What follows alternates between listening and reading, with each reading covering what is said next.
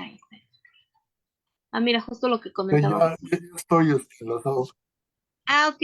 Hola, Rolando, bienvenido, buenas noches. Están muy buenas noches. Hola, hola, bienvenido, Rolando.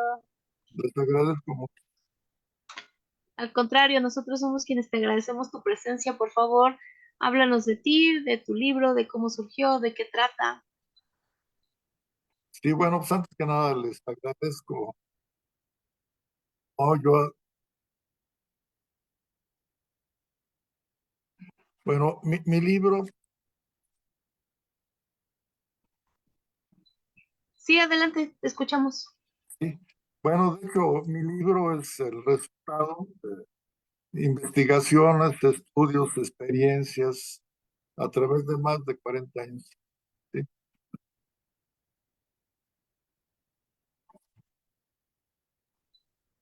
Si nos escuchas, nosotros te escuchamos muy bien, ¿eh? Yo lo escucho perfectamente bien. Ah, perfecto, adelante.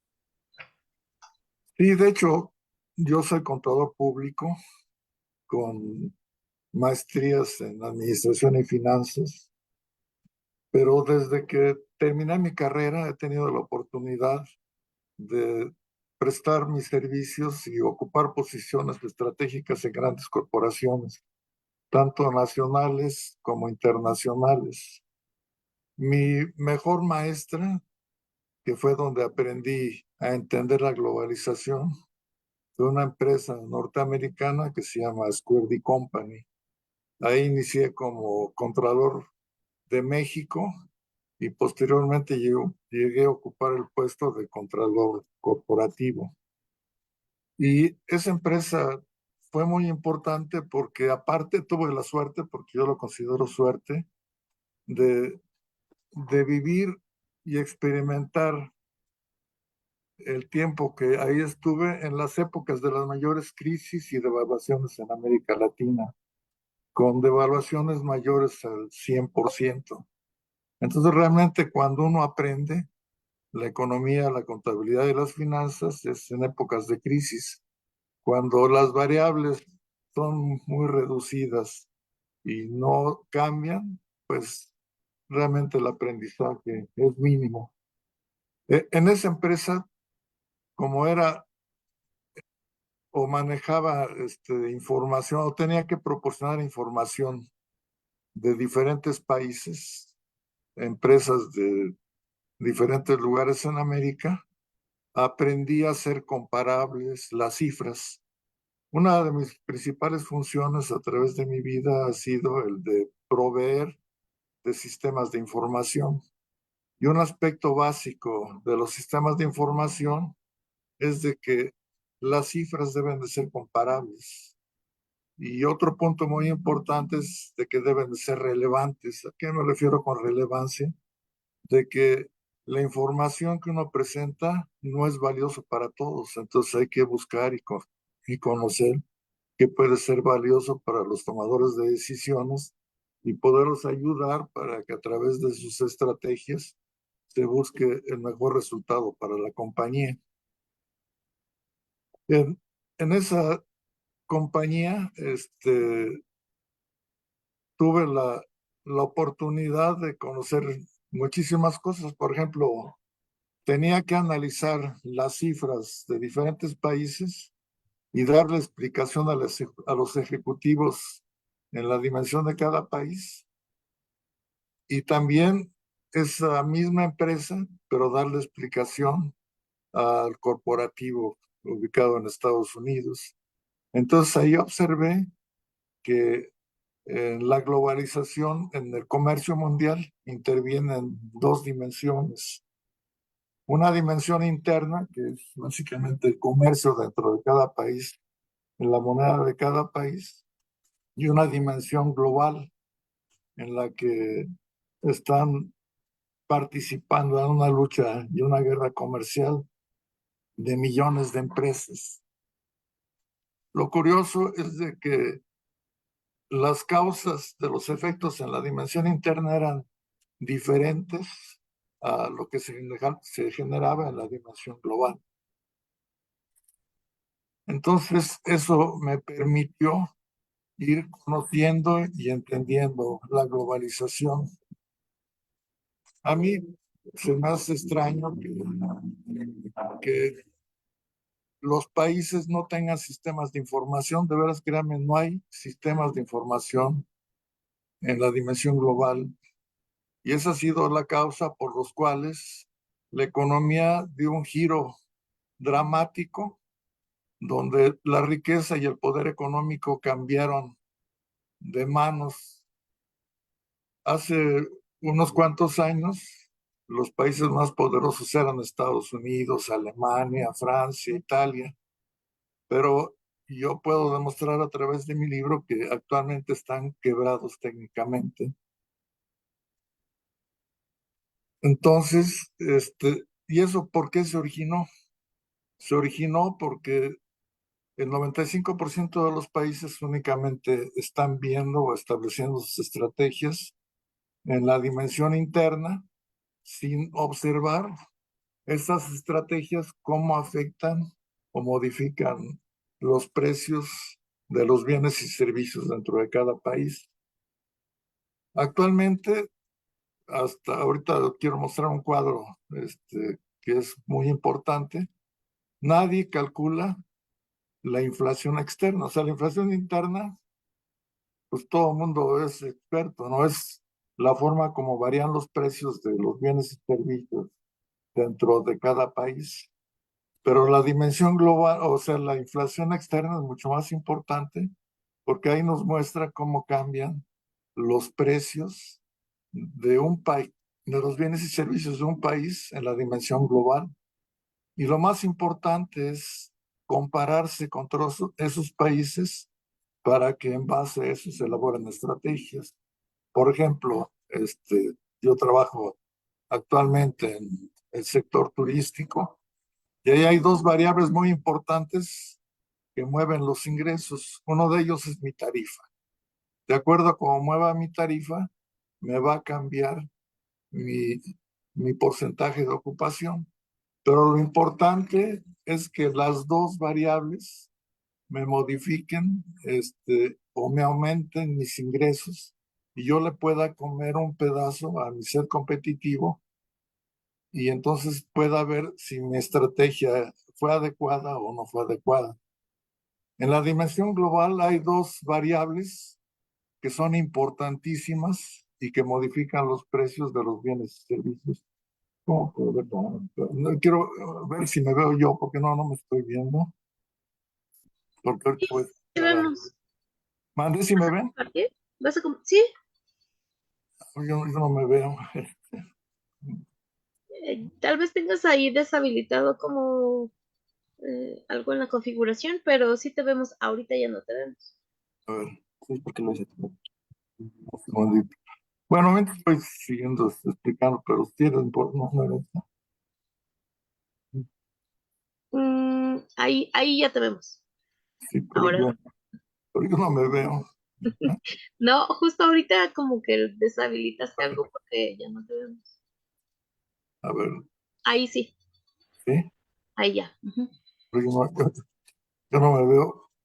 Pero sí, sí te vemos nosotros, sí te vemos. Sí, no me pone Sí, la ¿dónde está el cuadro? tranquilo, sí te vemos. Sí, ok.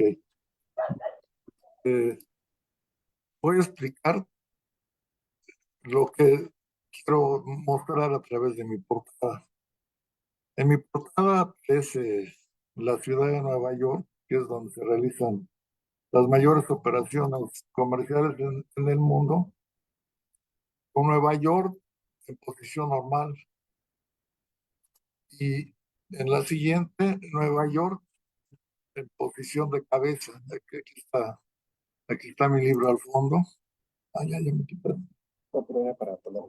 Yo siento. Ahí ya estamos viendo el cuadro que nos mencionas, solo que se ve muy Sí, pero lejos. yo un segundito. Que yo no me veo, necesito verme para poder explicar. Bueno, eso se debe a que está perfecto ahí ya. Esto se debe a que los efectos son contrarios. Lo que aparentemente para mí la dimensión interna es una excelente estrategia, en la dimensión global es lo opuesto. Y entonces en forma involuntaria, los tomadores de decisiones de los países, en lugar de tomar decisiones que apoyaran a sus empresas, las afectaron a través de sus políticas monetarias. Por ejemplo, Estados Unidos mantienen fijo su tipo de cambio. Ese es un error. En la dimensión interna se ve muy bien porque aparentemente se ve estabilidad. Si la moneda no cambia, quiere decir que su economía está fuerte, está sólida. Pero ¿qué sucede en la dimensión global? En la dimensión global, mientras que sus costos y gastos suben por efecto de la inflación interna, en la dimensión global, por los ingresos que provienen del exterior, se mantienen fijos.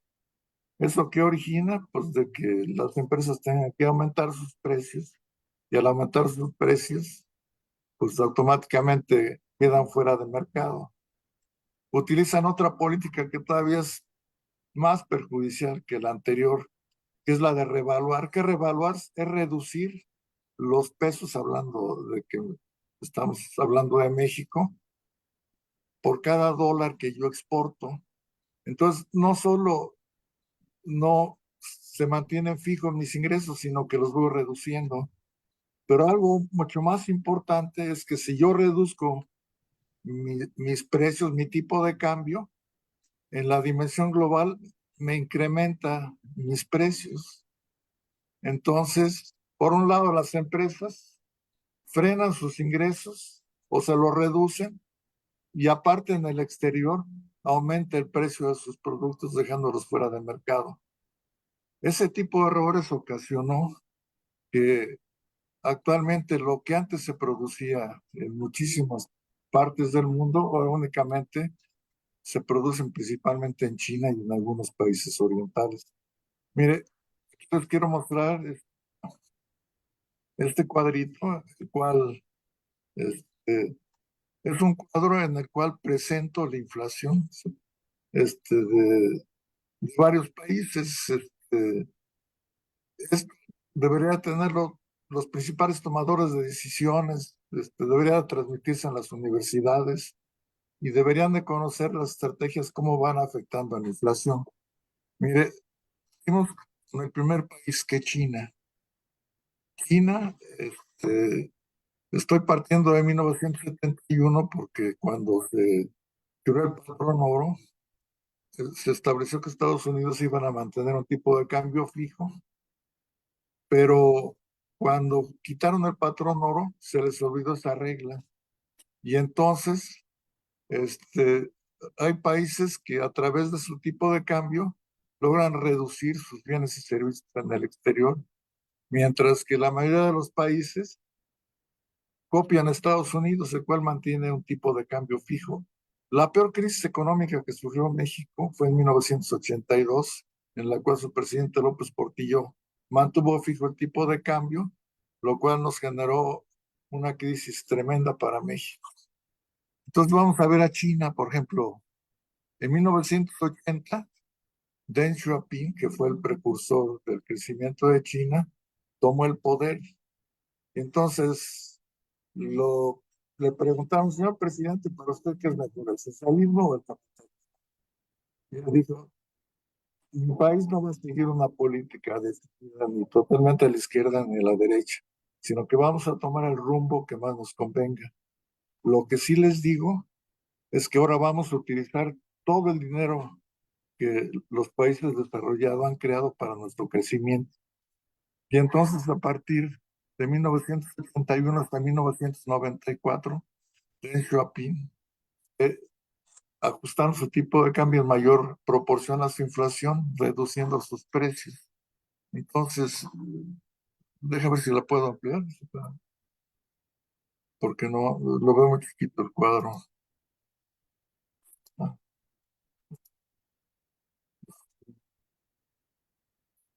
pues salió por...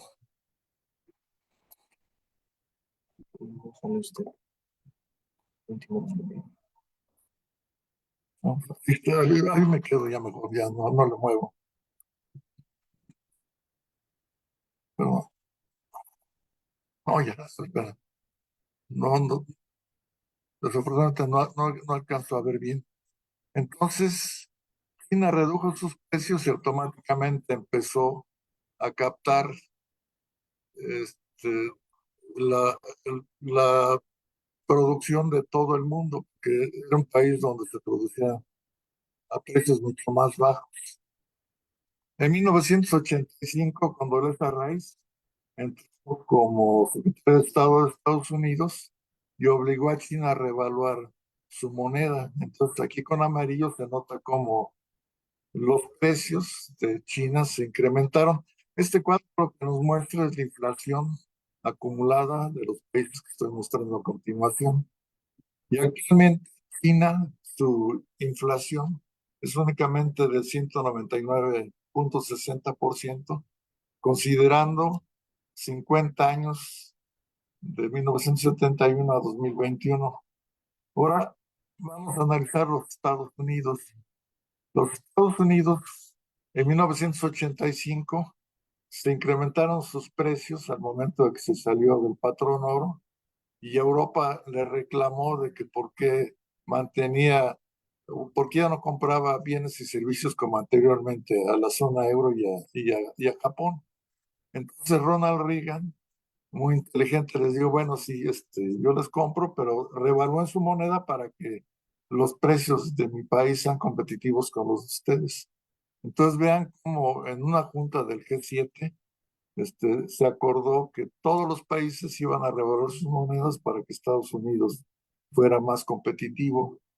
Y de ahí surgió una época en la cual Estados Unidos creció y su economía tuvo crecimientos en su PIB y en varias variables en forma increíble, en forma importante. Dentro de los G7, básicamente estaba Francia, Italia, Alemania, Japón.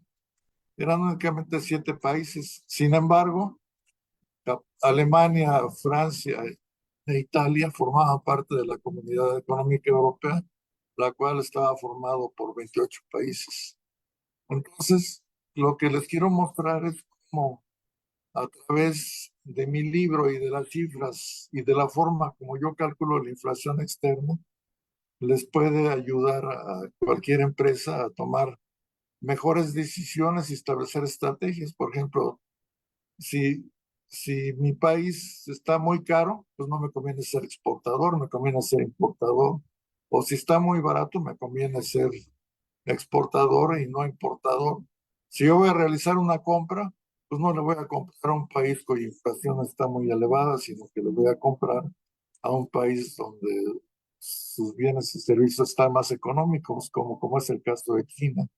Si se fijan aquí con azul, divido a 2021 la inflación de cada país contra la inflación de China de 199,60 y en casi todos los casos se pueden producir 3 artículos en China con lo que cuesta producir un artículo en diferentes países. Hay, por ejemplo, en España China puede producir 4 productos por lo que cuesta producir un producto en España. Pero aparte, he observado que se pueden medir los ciclos económicos y entonces se va viendo cómo se van incrementando los precios o van disminuyendo. Y yo manejo un formato condicional donde el semáforo va cambiando de color. Verde, si la inflación no pasa del 10%, amarillo, si es menor al 25%, y rojo, cuando llega al 25%.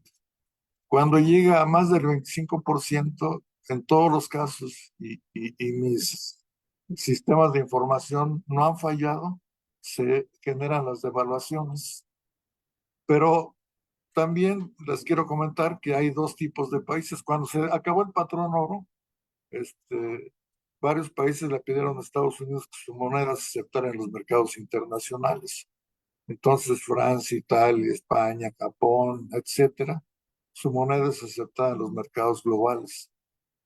Pero como no hay sistemas de información y ellos no tienen devaluaciones, porque cuando les falta dinero pueden fabricar más dinero para cubrir sus gastos, no se dieron cuenta de que sus precios se fueron elevando y sus empresas fueron desapareciendo y se fueron cambiando a China. Mientras que países como México, como la moneda no es aceptada en los mercados internacionales, cuando los precios se elevan, automáticamente viene una devaluación. Y la devaluación, a pesar del daño que le genera al país, origina que el tipo de cambio se amplíe y al ampliarse se reducen los precios a los mercados internacionales y sus precios se empiezan a recuperar.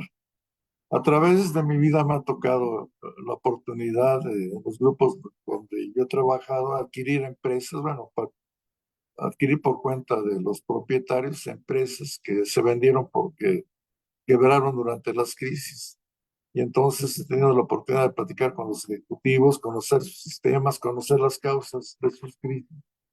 Y me ha dado mucha tristeza que esa empresa, si hubiera contado con mis instrumentos de medición y lo que yo menciono en mi libro, todavía seguiría existiendo. Desafortunadamente, nadie está monitoreando ni analizando el entorno global. Es como un velero. O sea, un velero necesita verificar su veleta, que es la que indica la dirección del viento. Si de repente cambia la dirección del viento y no se da cuenta, pues va a perder grandes oportunidades, casos que yo menciono en mi libro que considero que son muy valiosos. En general, de forma muy resumida, eso es lo que contiene mi libro, que desafortunadamente no se contempla en ninguna universidad, ni en las tesis de los premios Nobel, ni de las grandes calificadoras, sino que ha sido un sistema que yo he desarrollado, que estoy convencido y puedo probar ante cualquiera que estoy en lo correcto y que puede ser útil para que ya no sigan quebrando empresas y no se pierdan fuentes de empleo. En forma muy resumida, eso es lo que les puedo platicar de mi libro.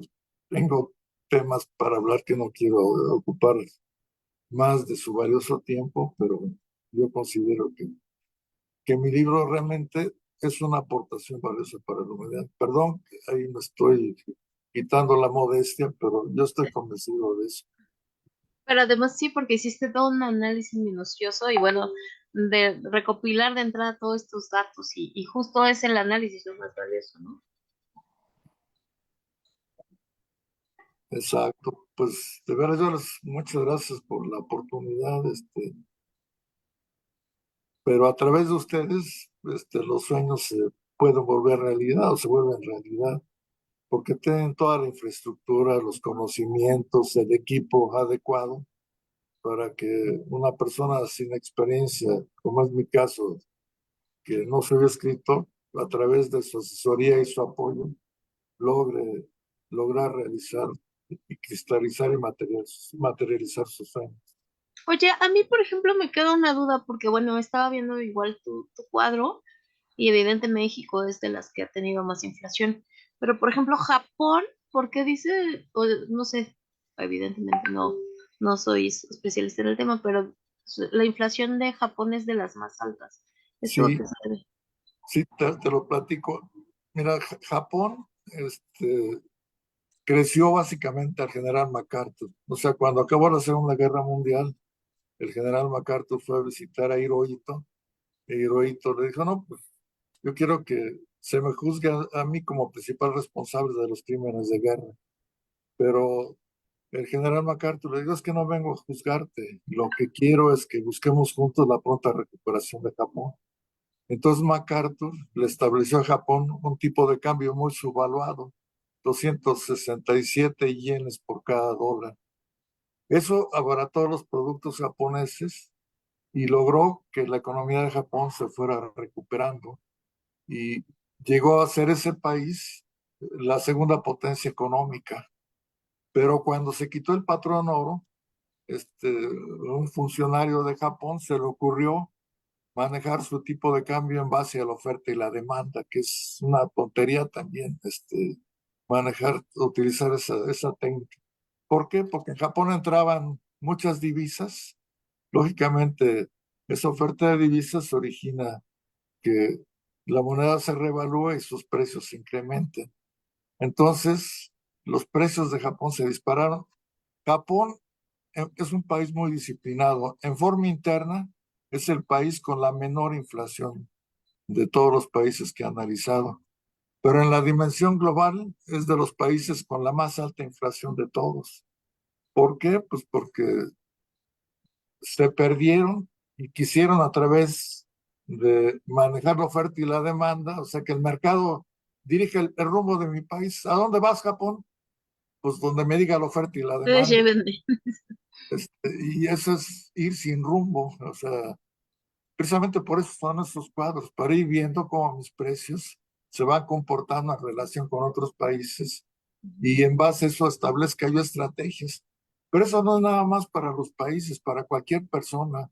O sea, todo mundo debemos estar más enterados de la globalización, porque ahorita, de veras, créanme que la contabilidad permite que aunque pasen 200 años, si uno se mete en la contabilidad, puede conocer todo lo que ocurrió en una empresa, en un país. Entonces yo siento que las nuevas generaciones les vamos a dejar un mundo en conflicto y con muchos problemas económicos.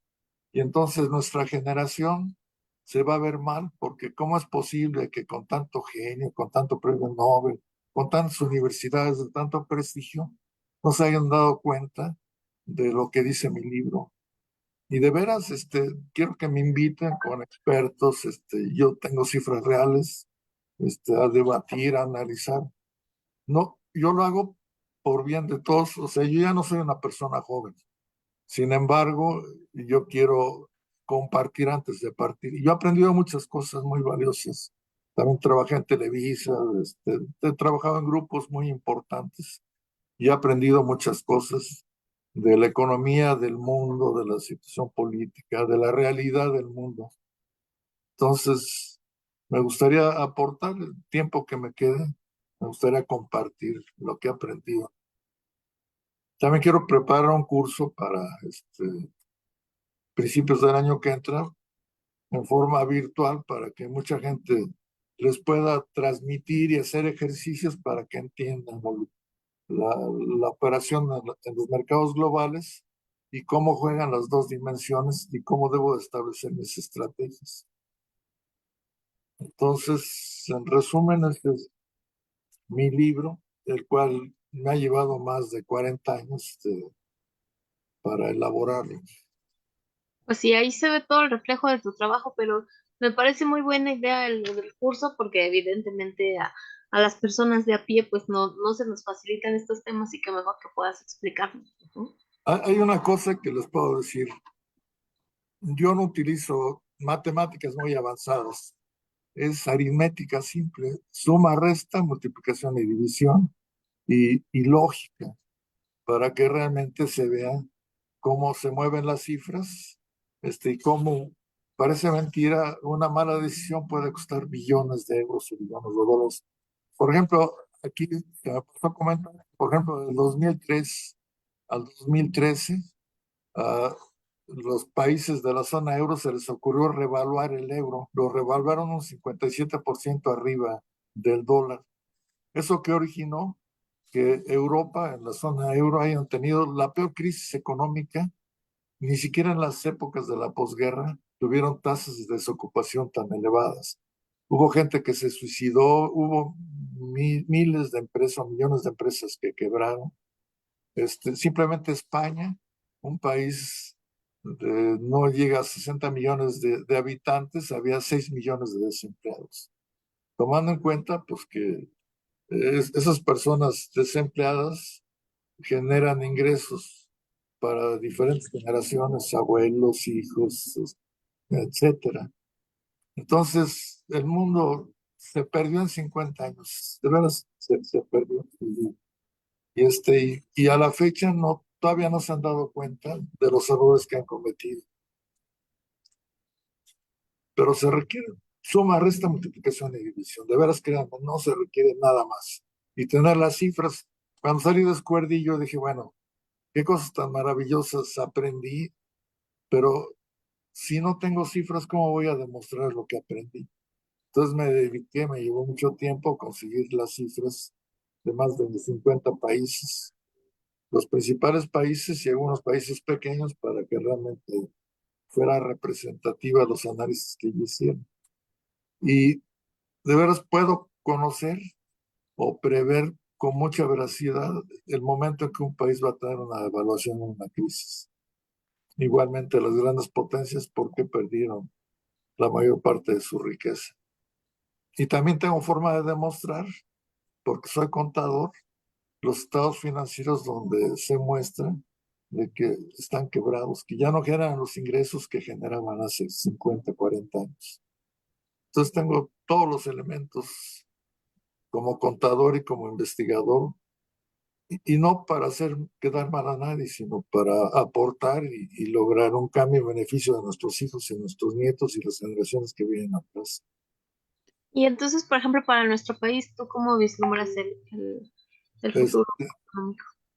de hecho, yo vislumbro dos grandes huracanes que están formados, que pueden o generarse como pasó en Acapulco. Un huracán está dentro de México, porque veo que están revaluando el peso. El tipo de cambio que tenemos ahorita es el mismo tipo de cambio que teníamos en 2015, con la inflación de todos los años que hemos vivido. Entonces, eso está elevando el precio de sus bienes y servicios. Por ejemplo, en la hotelería, ya mucha gente no viene a México, porque les sale más caro venir a México que mejor irse a Europa o irse al Caribe y darse la gran vida a lo que le cuesta venir a México, porque nos hemos encarecido. Entonces, pues a mí me gustaría que la gobernadora un día me pudiera escuchar, porque a fin de cuentas vamos en el mismo avión, con nuestra misma familia. Entonces a mí no me conviene que el país se derrumbe, ni yo creo que a ellos que han hecho un esfuerzo tan grande para alcanzar el poder, que el país se derrumbe.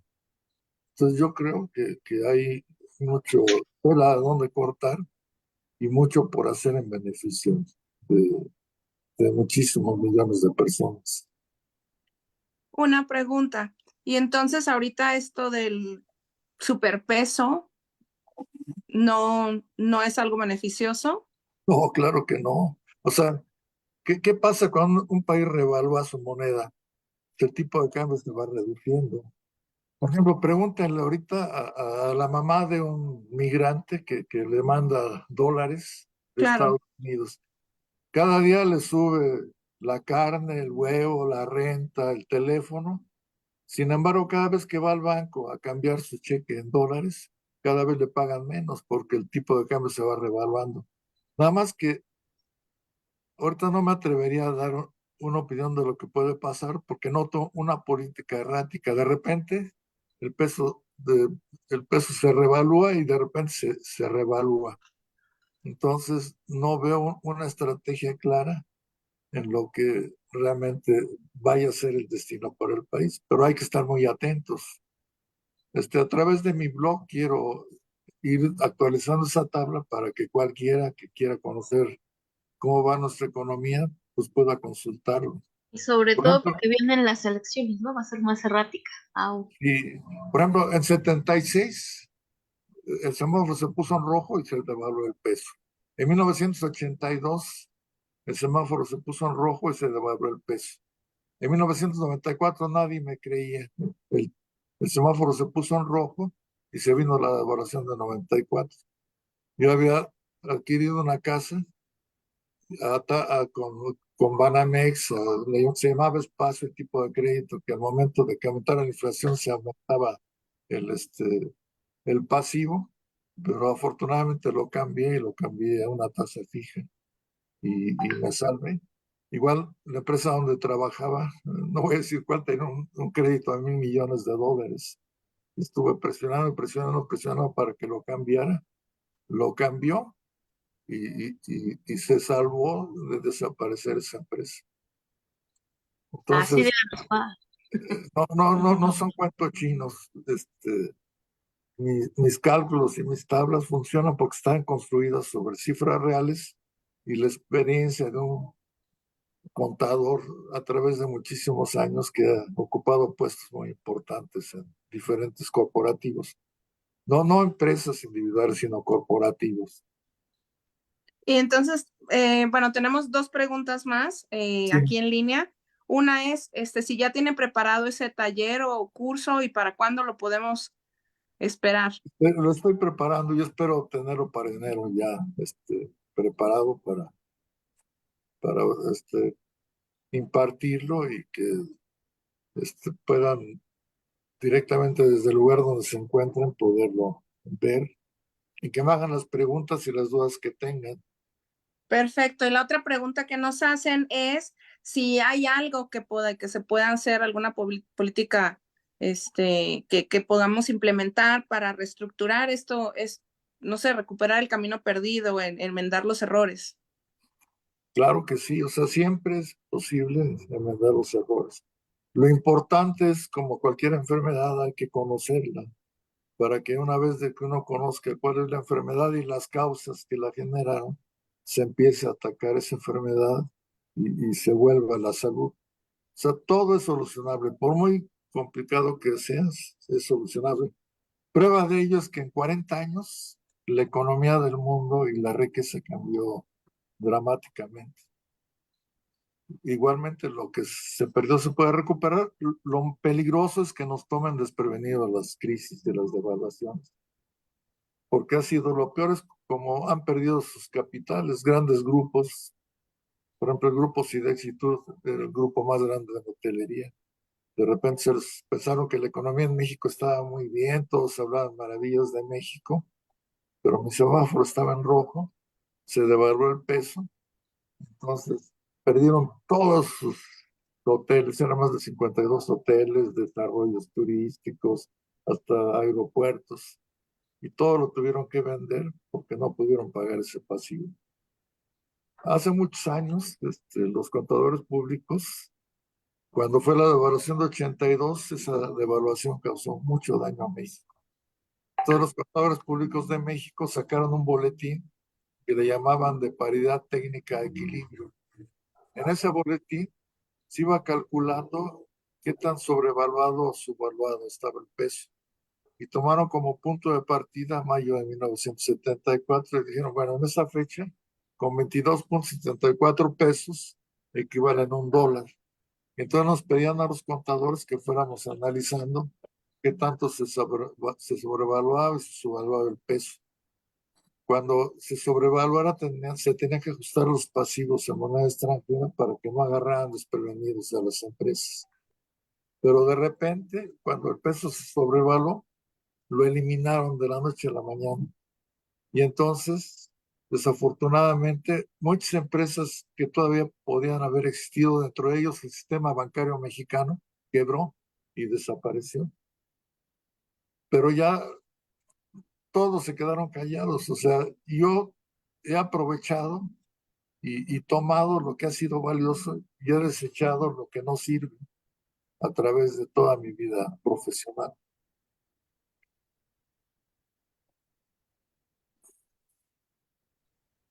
Pues muchas gracias, Rolando.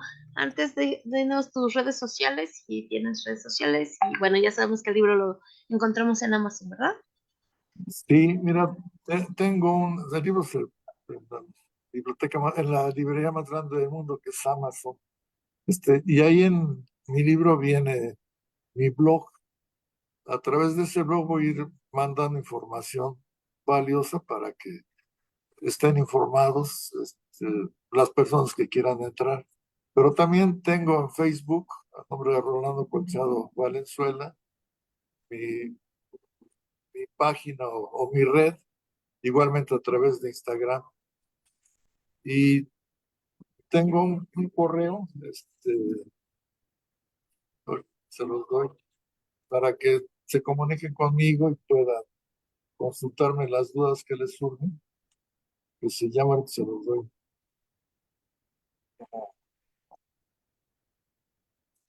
¿Ves? Guerra comercial, Guerra comercial dos dimensiones, guerra comercial dos dimensiones @ gmail.com. Guerra comercial dos dimensiones @gmail.com. ¿El 2 es con número o con letra? El 2 con número, sí. Ah, ok. Y 2D de dos dimensiones. Ujú. Muy bien.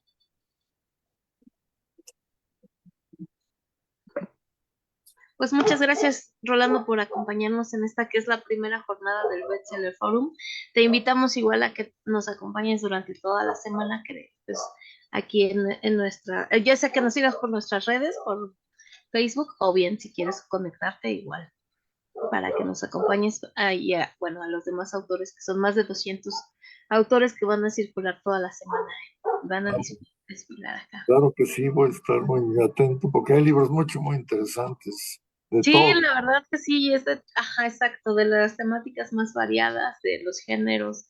Igual hay libros técnicos de fútbol, vienen también muchos de fútbol que tenemos. Sí. Hay uno que me gustó mucho desde el título, ¿no? Desahuciado ni madres. Ah, sí, bueno, él no es de este año, pero también va a estar aquí porque a él lo piden mucho y justo estábamos diciendo que Lo de inteligencia artificial se me hace un super libro porque realmente Eduardo es Ben. la Ajá. realidad del mundo actual. Sí, Hay ¿Cuál tiene? yo he comprado varios libros, y magníficos, escritores, magníficos temas, y la aportación de cada uno de los libros. De veras, la función que ustedes realizan es increíble. Una vez leí que arte es toda expresión humana que trasciende. Entonces, si yo hago una escultura maravillosa, pero la entierro, no va a trascender. ¿Qué se requiere para que trascienda? Pues los medios para que lo den a conocer. Y ustedes son esos medios que permiten que muchísima gente, millones de gentes, tengan acceso al arte que cada persona tiene y que pueda aportar durante su vida. De veras, la función